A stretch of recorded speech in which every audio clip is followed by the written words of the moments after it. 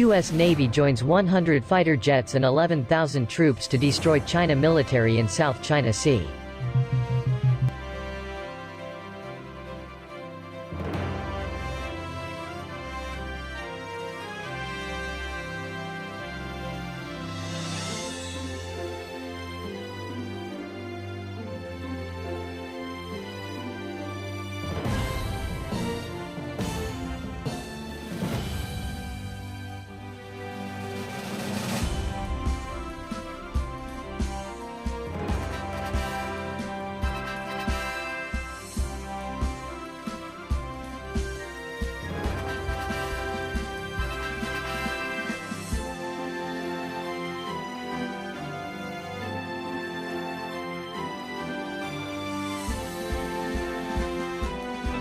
America's largest warships are being joined by 100 aircraft and 11,000 troops to practice defending the crucial Pacific island of Guam as China declares it is, militarily and morally ready for war.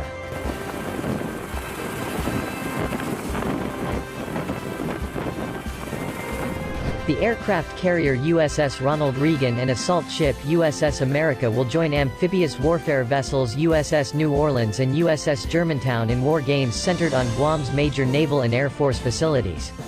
Dubbed Exercise Valiant Shield, the coordinated land, sea and air operations around the central Pacific island will last 10 days and extend through the Marianas Island chain, the U.S. Pacific Fleet said in a statement.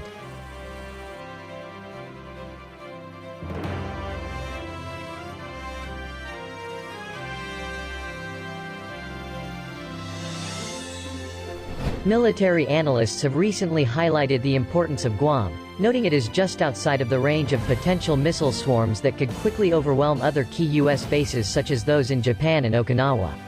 The maneuvers were announced at the same time as China's Communist Party mouthpiece The Global Times published an editorial exhorting its people to prepare for a potential war.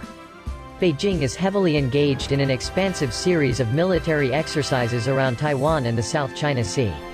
Spanning several months, Taiwan last week accused Chinese combat aircraft of violating its airspace and highlighted the presence of militia vessels close to its territorial claims. Last month, Beijing threatened to extend the scope of its war games to include Guam. If the U.S. goes further, the Chinese People's Liberation Army (PLA) could take more countermeasures, including live-fire missile drills east of Taiwan Island and near Guam, a senior Chinese Communist Party official warned.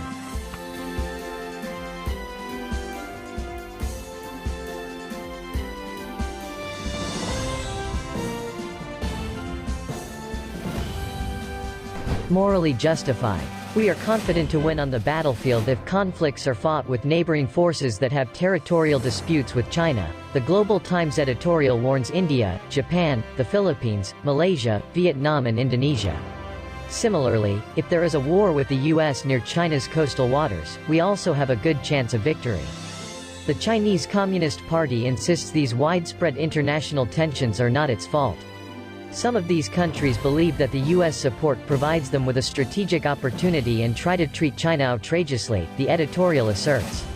Of course, after all, wars cannot be fought casually, and we must win if we are to fight. Such winning has two meanings. First, it means defeating the opponent on the battlefield. Second, it must be morally justified. But the tough-talking editorial makes one key concession: Beijing runs the risk of being internationally isolated. If we win on the battlefield at the expense of our international morality, we might mistakenly help the U.S. build an anti-China alliance that challenges our strategic position even more, it reads.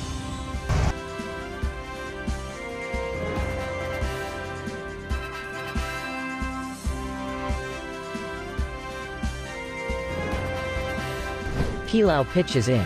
The tiny Pacific island nation of Palau has urged the United States to build military bases on its territory to counter Chinese influence in the region.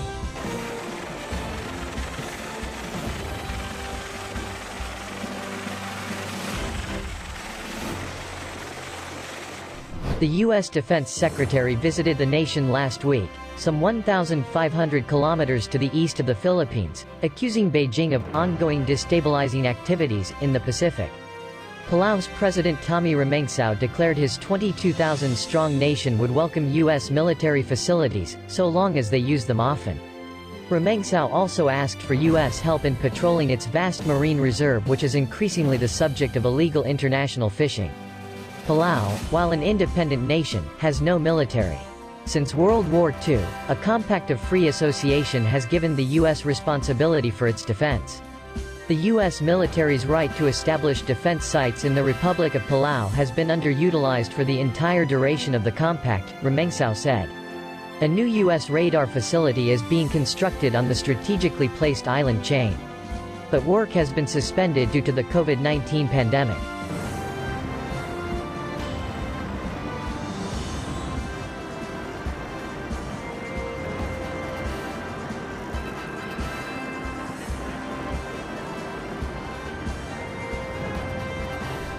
COVID crisis. The global pandemic being partially blamed for Southeast Asia's dramatically increased instability is also taking its toll on Guam. Some 1,900 cases have been reported there. This does not include the 1,150 sufferers from the aircraft carrier USS Theodore Roosevelt, which cut short its operations in March and anchored off Naval Base Guam to fight its outbreak. According to local media, U.S. military personnel taking part in the exercise are having their movements restricted and must largely stay within their hotels. Soldiers, sailors and aircrew were also required to take part in 14-day quarantines before being deployed to the island. In support of exercise events, service members will only be permitted to travel between their designated hotel room and their appointed place of military duty on base, a U.S. Pacific Fleet spokesperson said. Valiant Shield follows last month's downsized Rim of the Pacific RIMPAC exercise off Hawaii and the following Pacific Vanguard operation. Among the 23 warships from 10 nations were the Australian destroyer HMAS Hobart, the frigates HMAS Stuart and Arunta, and the supply ship HMAS Sirius. It is vitally important that we demonstrate to our allies and partners our strong commitment to a free and open Indo-Pacific, U.S. Rear Admiral Michael Boyle said in the Valiant Shield statement. It's the 8th time the war game has been held since first initiated in 2006. The most recent was in 2018.